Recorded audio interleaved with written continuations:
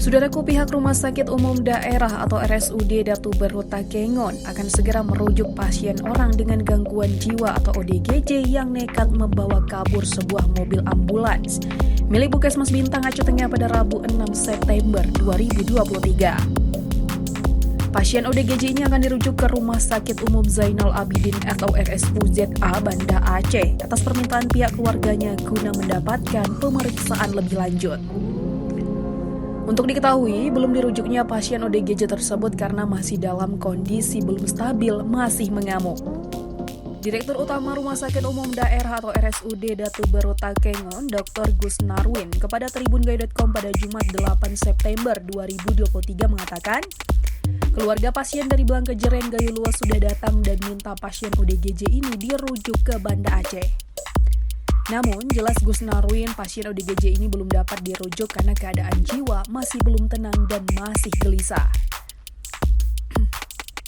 Lanjutnya, pihak keluarga meminta agar pasien ODGJ ini segera dirujuk ke Banda Aceh.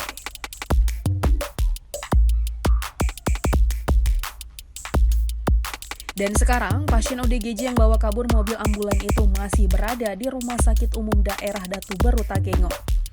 Seperti yang diberitakan sebelumnya, kasus ini terjadi pada Rabu 6 September 2023 malam, ketika seorang pria yang belum diketahui identitasnya datang ke Koramil 04 Bintang dengan mengendarai sepeda motor jenis Beat dari arah Takengon.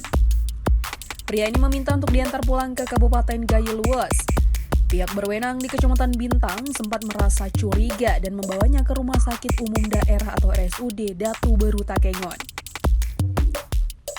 Namun, di tengah perjalanan, pria diduga ODGJ ini mengamuk dan berhasil membawa kabur mobil ambulans milik Puskesmas Bintang, Aceh Tengah.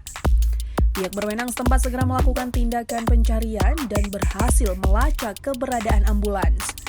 Anggota kepolisian dari Polsek Linge berhasil mengamankan pelaku.